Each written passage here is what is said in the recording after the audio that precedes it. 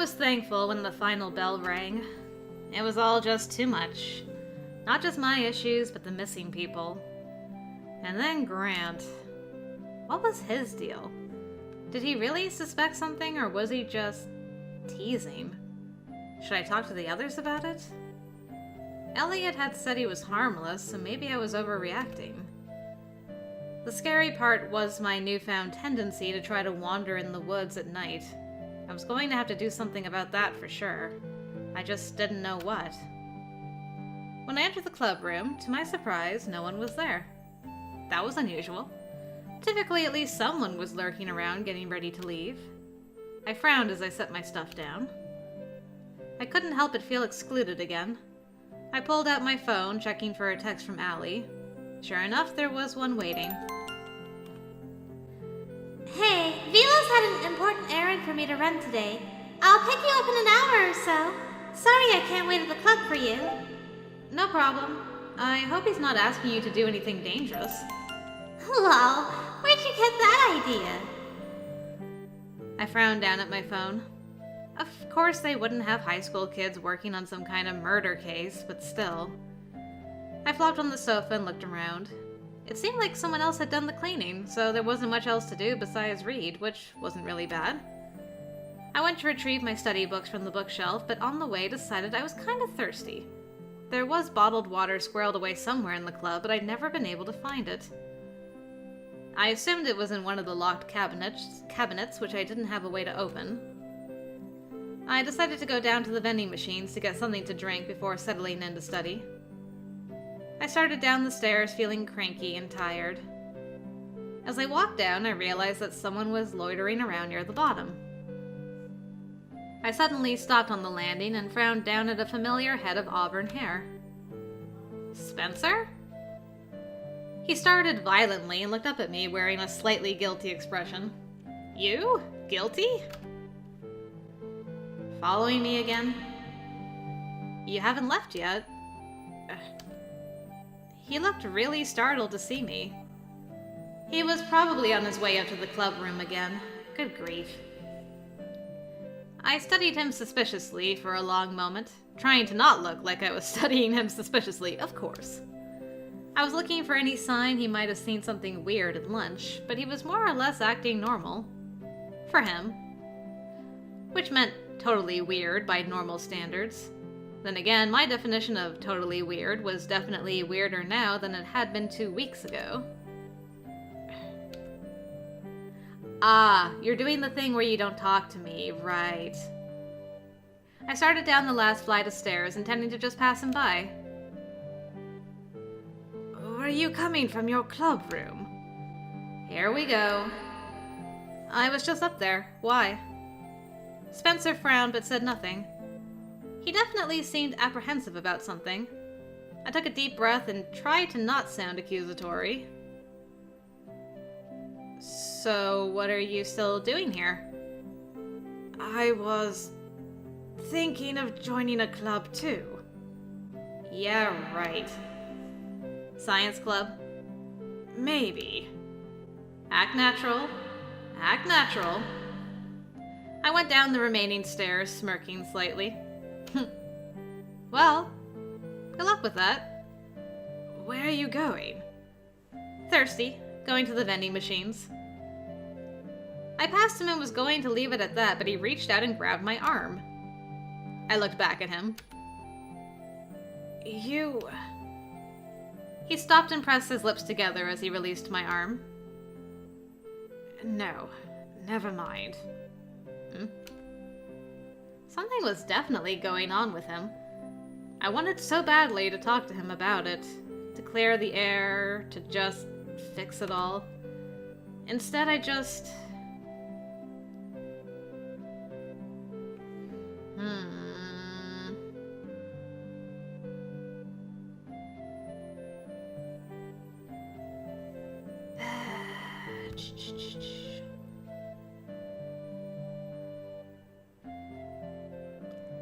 I wonder what he was gonna say.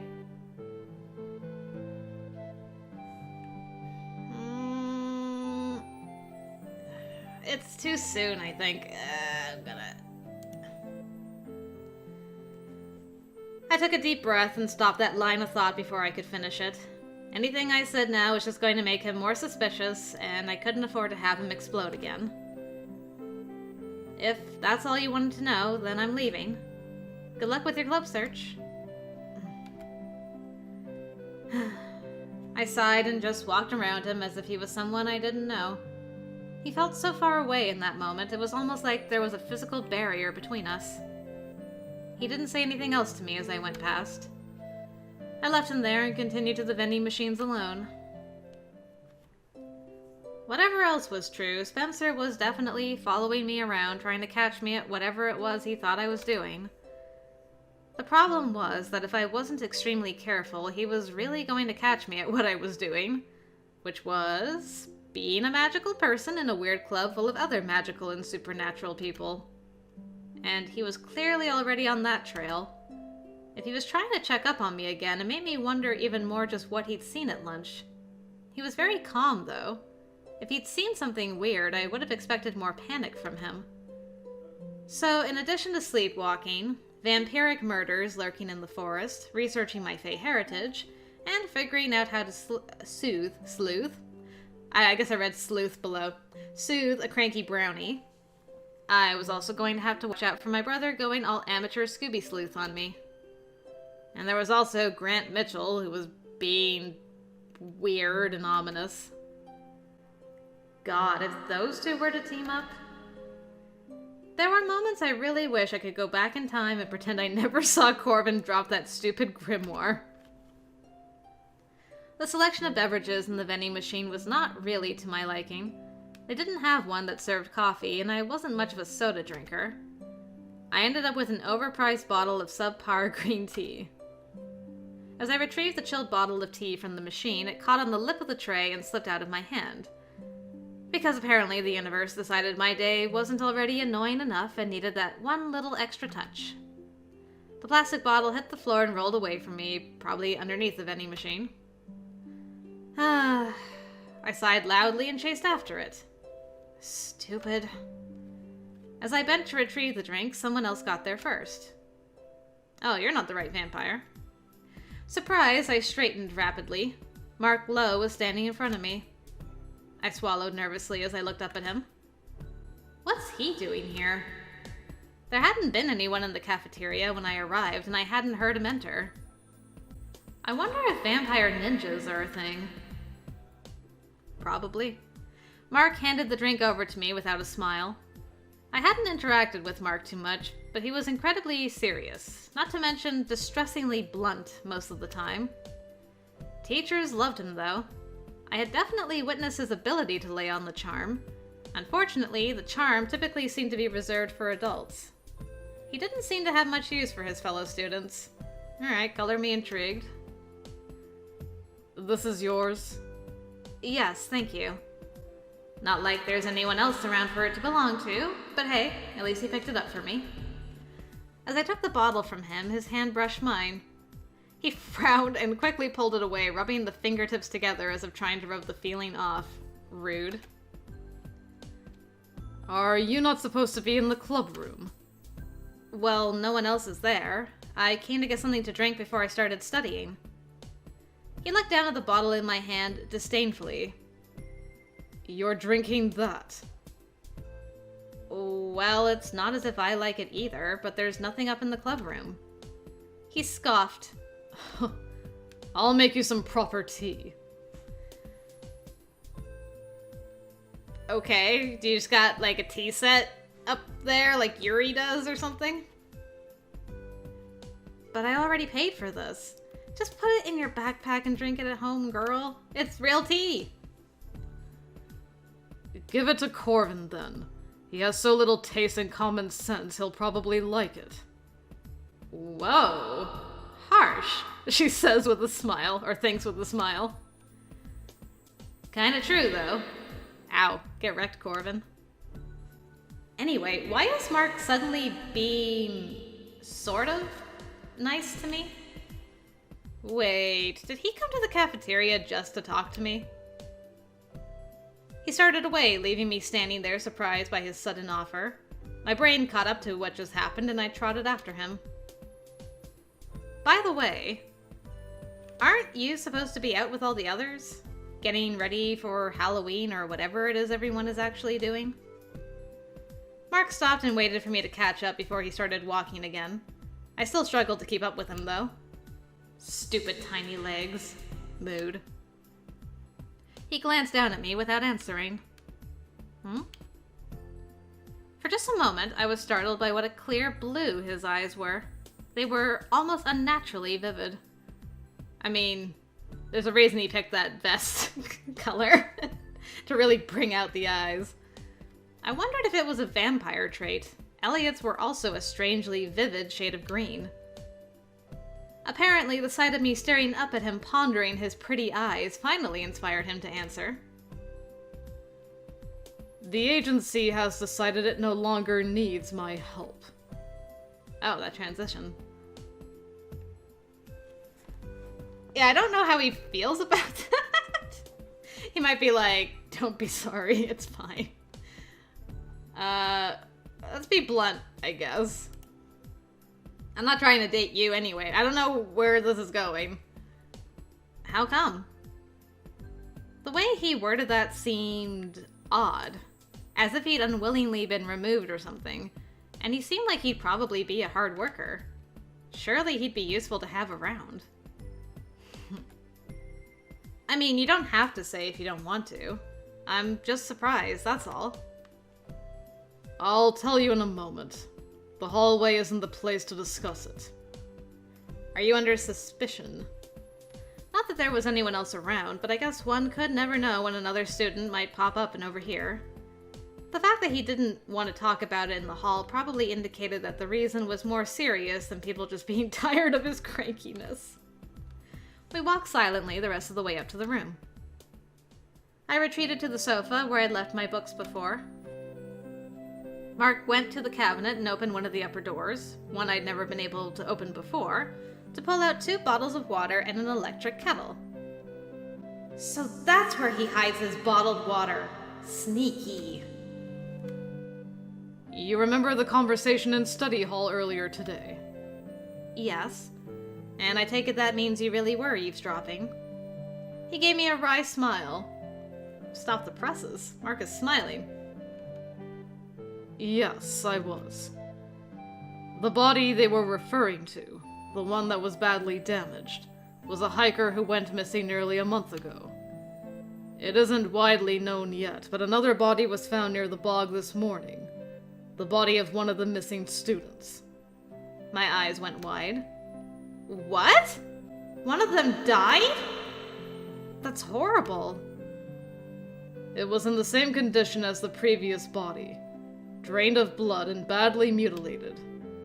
Jeez, that's really horrible.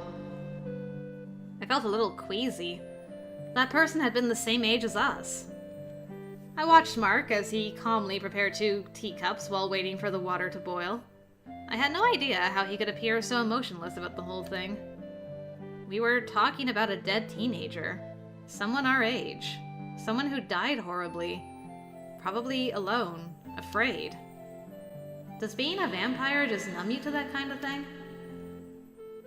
I don't really watch the news, but shouldn't this be plastered everywhere? I can't believe my parents haven't said a word about this to me and my brother. As you can imagine, the agency is controlling the situation, which is why news of the second victim hasn't been released yet, and the students are still being listed as missing. Vila said there were 5 victims. With the 3 students and the hiker, that's only 4. Just prior to the hiker going missing, there was a vagrant whose body was also found. His death was unlikely to cause a stir, given that he had no family. His death was listed as a wild animal attack. Hikers go missing sometimes, so while it caught some attention, most people didn't pay attention to that disappearance.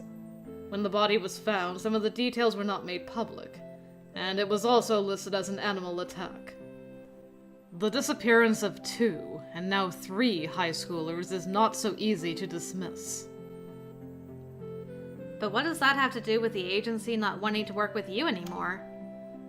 The kettle beeped, and Marc carefully poured water into both cups before placing infusers in each one. Ooh, proper tea. What do you think? The bodies are drained of blood. Who do you think the agency is looking to as possible culprits? So you're a suspect? You don't need to look that surprised. I mean, I did kind of guess. When a body shows up drained of blood, vampires are going to be the first ones they look at. And it isn't as if fangs leave a fingerprint. Well, I mean, that's because they're fangs, not fingers. Badoomch. Marc gave me an annoyed look. I wonder sometimes if Marc can read thoughts. Because sometimes he reacts to things that she's very clearly just thinking, and I'm like, are you Edward Cullening me right now? Is that what you're doing? I didn't say that out loud, did I? I think I'm being Edward Cullen debated right now. The entire vampire community is being evaluated right now. Wait, that includes Elliot. We've been put under watch and have been given a curfew as well. A curfew? Is that going to help? Vampires don't exactly have to stick to roaming at night. Marc didn't respond to that. Besides, Elliot said there's a pretty big vampire community here. Seems like a lot of effort to enforce a curfew. They believe they can both save lives and narrow the suspects this way. But what about Elliot? Why is he still helping then? Or is he not? I just kind of assumed since he wasn't here.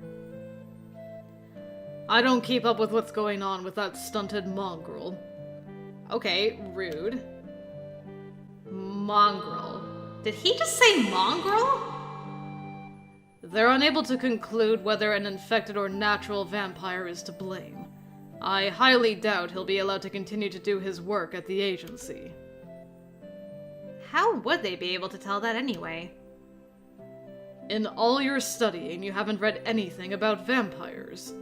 I was under the impression you were studying about cryptics.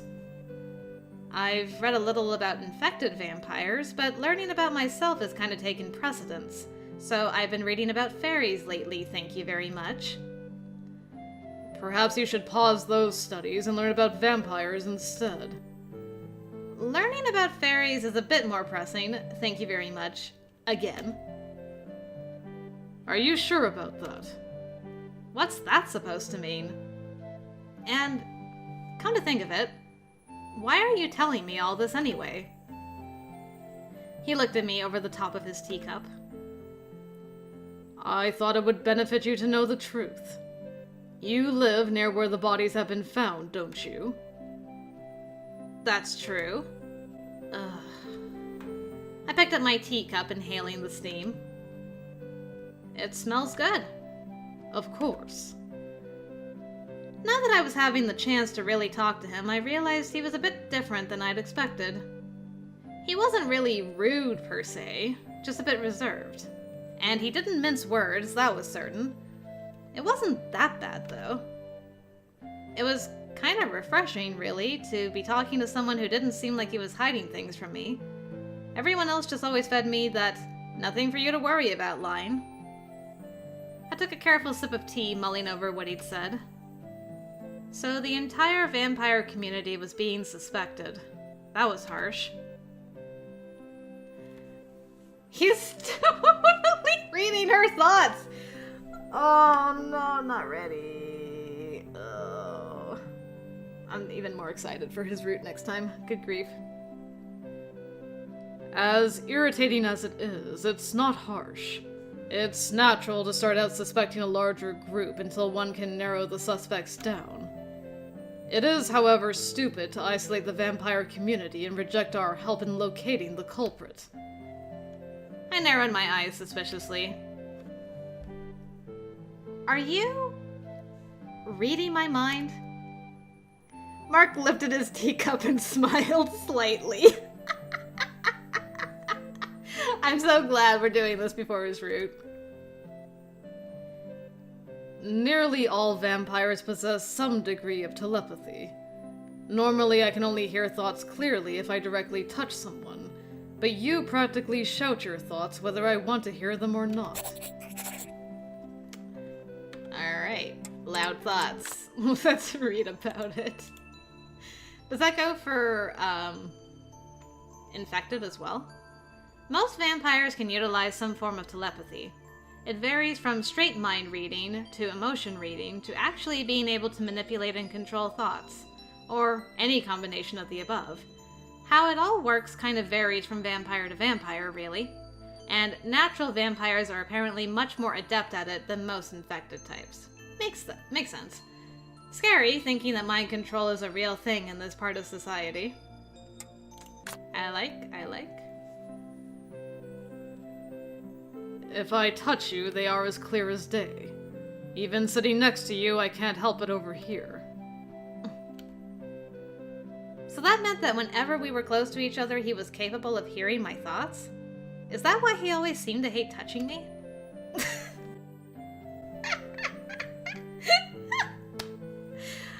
I can't understate enough how excited I am now for the next fruit.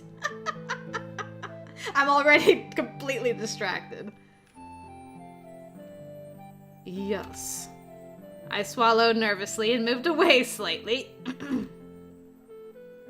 I'll try to think quieter. Oh, hey! You laughed! I was beginning to think you didn't know how. He looked at me over the top of his teacup. Occasionally, there are humans who are amusing. I'll have you know I'm apparently a fairy. Marc set his cup down and frowned at me. Yes, I have heard that. Though your scent is a little unusual for a fae. Don't tell me you're smelling me right now. No more than you're smelling your tea at the moment, though you are certainly aware of its fragrance on some level. Doesn't that mean that he is smelling me? Yeah, he's smelling you, but it's not, like, intentional where you're, like, searching for a smell. It's just kind of the smell is there and you're aware of it. Is that why he's like, maybe you should look into vampires instead? Because there's... I don't know about this whole fae business. What does it mean that my scent is unusual? I don't know what it means. He leaned back again and picked up his teacup, taking another sip. Perhaps it means you're not fae at all. No! He looked at me with surprise when I said that. Yeah, you were quite violently against that. No. No! You're not throwing that at me. I have put up with a lot since I joined this club, but the one thing that has kept me grounded for the last week and a half is that I might be a fae of some kind. That is the only direction I've had in my research or in anything else. I reject any proposal that might put me right back at square one. I see. And if you reject it, it is therefore not true. Correct. That's a convenient life philosophy. I think so. Even if you're not fae, you're still different than I thought you would be. Is that a compliment or an insult? Marc smiled faintly, and I had the distinct feeling he'd heard that.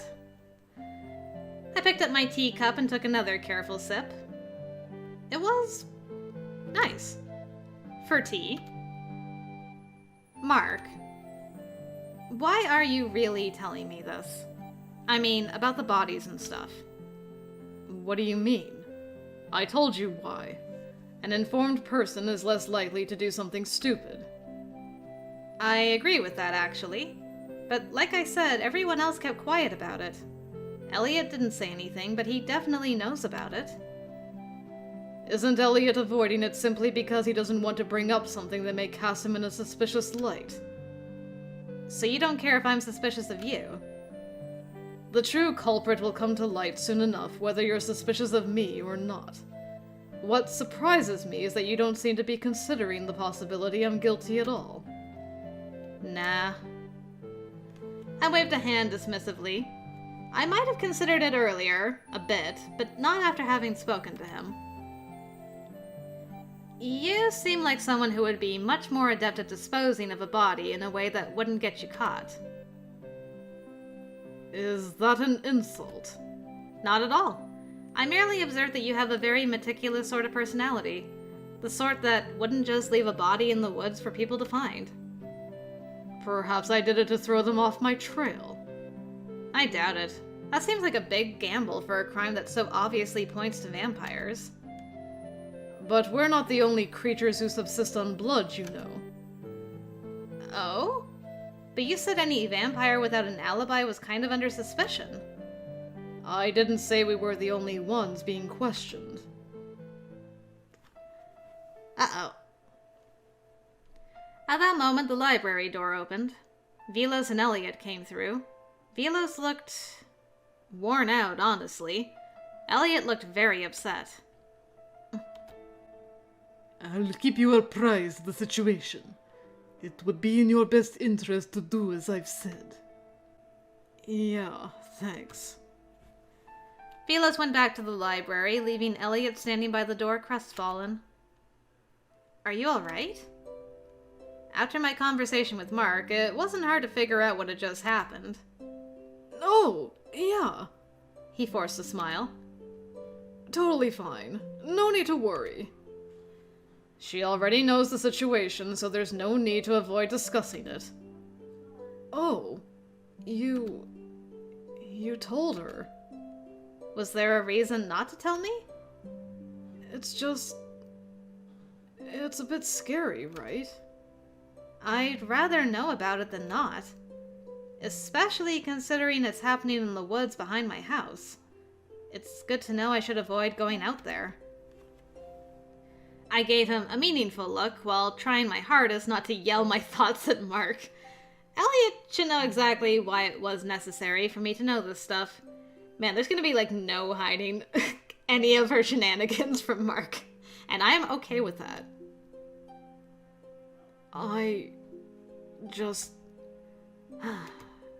It's fine. Don't worry about it. I'm not mad or anything. Yeah. Which goes back to my question. Are you okay? Yeah, I'm fine. I mean, they just asked me to take a break from helping out until they figure what's going on. In other words, your internship was suspended. Marc. Yeah. That's it, basically. Has this town always been so dangerous? I mean, geez. I slumped on the sofa, poking half-heartedly at my books. I'd lost the will to even try to study. To be honest, you're taking it all better than I thought you would. Oh please, I'm sitting in a magic room talking to two vampires, and you expect me to fall to pieces over this? Marc smiled again. You really are full of surprises. Just you wait till you're root, sir. But I'm glad I didn't frighten you. I drew my legs up, resting my chin on my knees. So there's actually a nice guy side in there somewhere, isn't there? I don't believe I ever indicated there wasn't. No, but you do sort of come across as... I hesitated. He raised an eyebrow and waited for me to continue. Do go on. What's the word? Elliot? Help me out? I looked over at him, but he was just staring at the floor. I frowned slightly and nudged him with my foot. I mean, I wasn't the best at cheering people up, but it was especially hard if he wasn't paying attention. He glanced up quickly. I don't know. Cranky? Cranky. A little, yeah. Marc set his cup down and tipped his head back, regarding me with a smug smile on his face. And would you like to know how you come across? I shook my head quickly. I could immediately tell that I was going to get roasted if I let him go there. Nope. Marc leaned closer, reaching out to slide his fingers under my chin. Beside me, Elliot shifted a bit. I tried to look at him, but Marc forced me to look his way. Good grief, everyone is like just trying to steal Nora away from Elliot. Elliot, you gotta fight for your girl. Oh, shoot. That smile on his face was truly devious. You shared your opinion, so it's only fair that I do the same, isn't it? I swallowed nervously. Don't you hate touching me? His eyebrows went up, but the smile got a little wider. Only because I've been trying not to intrude on your thoughts. But you've been so free with them already, I don't see a need to concern myself with it. He was too close. Way too close. And he was doing it just to tease me and make me uncomfortable. And it was definitely working. I felt my face slowly heating up. Oh, jealous vampire territory time. Suddenly, a hand came from the other side of me and grabbed Marc's wrist. Marc, knock it off. Saved. If she wants me to stop, I will. Don't forget that unlike you, I can actually see her thoughts. Oof. Elliot scowled at him, but Marc was completely unfazed. I wasn't expecting to be fought over by 2 vampires, but I'm not opposed to this.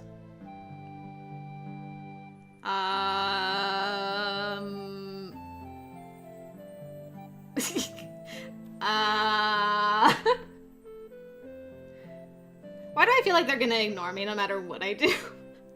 Can you please argue further from my face?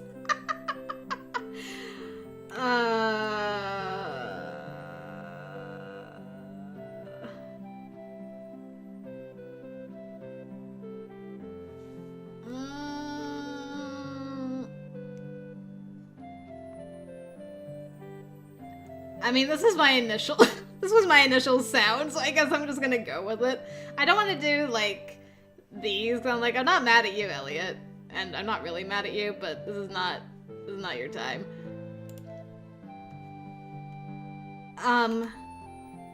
Being caught between some vampire bickering match was more awkward than I would have thought. But I was literally sandwiched between them while they glared at each other. Where's my picture of this? And I had no idea what was going on, except that they clearly did not seem to get along. Marc calmly pulled his hand away from Elliot and picked up his tea again. I laughed awkwardly. I'm sorry about that. Nora, are you okay? Well, yeah. It's not like Marc had hurt me or anything. He had just been teasing me in his weird way. Well, and reading my mind. I didn't like that part especially, but apparently he couldn't help it. I can teach you how to block him out if you want. You can? Huh. Unlike Marc, I can't actually read thoughts. Just emotions. And usually only if I'm touching someone. Okay, so you're an emotion reader. Unlike Marc, who is a full-blown telepath, Elliot apparently only has some form of empathic ability, and it requires touching someone. I'm not sure how deep the ability goes, though. Does he just understand what someone is feeling? Can he feel their emotions himself? Emotions and thoughts are so heavily entwined, so I wonder if he can get a feel for the thoughts behind the feelings, too. I'm not sure. But I can still show you how to keep him out of your head. It's not hard, but people who are really open tend to struggle with it. Danny also had problems with that at first. If she really wants to learn how to quiet her thoughts, I'd be a better teacher for it. But I can do it without intruding. Actually, that would be great, Elliot. I interrupted them before they could start bickering again.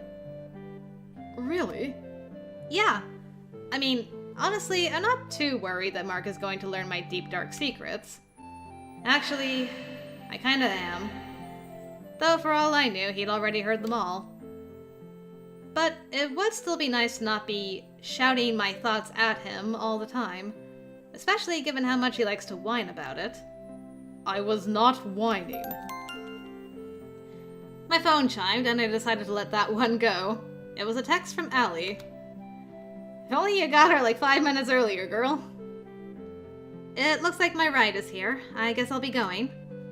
I'll walk you down. You don't have to. I know. I mean, do you want to leave Elliot up here with Marc? I grabbed my things quickly. Marc, thanks for, filling me in on everything. I appreciate it. Well, Is a bit lonely when you're left out of the loop. yeah. Though you understand that isn't why I told you. Yeah, I know. You'd never do anything just to be nice. I made a face at him and quickly left. Elliot followed me out. I gave him a sidelong look as we walked down the hall together. He definitely looked upset. Everything okay? Yeah. I guess. So, you and Marc were hanging out the whole time. I blinked at him in surprise. Hadn't been expecting him to ask about that. Yeah. We ran into each other downstairs, then just sort of chatted for a while. Elliot's expression darkened. I'm sorry I didn't mention anything about the murder thing. With the other stuff happening, I didn't want to scare you. Yeah, I mean, I understand. You weren't doing it to be mean or keep her out of the loop. I understand. I guess. Sort of. He was looking out for me in his own way, I supposed, but there was something I needed to say. I stopped walking. Elliot also paused and looked at me. Elliot, would you promise me you won't keep things like this from me? I'd rather be scared than dead. There's no way I'd let that... You know I'm walking around at night completely unaware of my surroundings. And you can't always be there to wake me up, even if you want to be. If I had known this was going on, I would have been so much more careful. Careful how exactly? I don't know. Elliot hesitated, then took my hand, squeezing them tightly. I'm sorry I didn't tell you. I should have. You're right. You're definitely right. But I've also given this a lot of thought. I figured that if it was as simple as locking yourself in your room, then you would have already. So then I thought that if you couldn't keep yourself inside and you knew what was going on, you'd try to do something crazy, like just not sleep or something. Well, I can't say that thought hadn't crossed my mind. So I decided that until I could find another solution, I'd just keep a really close watch on you. I was going to tell you about the murders and things. I really was. He bit his lip and looked away nervously. He sighed suddenly, shoulders sagging. To be honest, I was also worried that you'd, be afraid of me or something. I was a lot worried about that, actually. I did wonder. Afraid of you? Well, I'm also a vampire, and, we're all being treated like criminals. He laughed awkwardly and released my hand, running his hand through his hair. Look at me. Here I am basically being suspected of being a part of all this. Helping out with the agency is probably the one thing I'm good at, and I can't even do that anymore. I reached for his hands again and held them gently. If I was irritated at him, it definitely evaporated when I saw that look on his face. He seemed so lost. Hey, I'm not scared of you. I don't think that's possible. Yeah? Yeah. I know all about your cannibalistic tendencies and everything, but hey, no one's perfect. The tension eased from his shoulders and he gave me a tentative smile. I was relieved to see that. I'm not a cannibal, you know. Yeah, it's all semantics at this point. I grinned and started walking again, tugging his sleeve to make sure he followed. At least he was smiling again. We walked down the stairs together and toward the front door. I paused before I pushed it open. I'll see you tomorrow morning? Yeah. He still looked a little down. I reached over and gently flicked the tip of his nose. He looked up with surprise, flushing slightly. Cheer up. I'm sure everything's going to work out. I mean, it probably will? Right?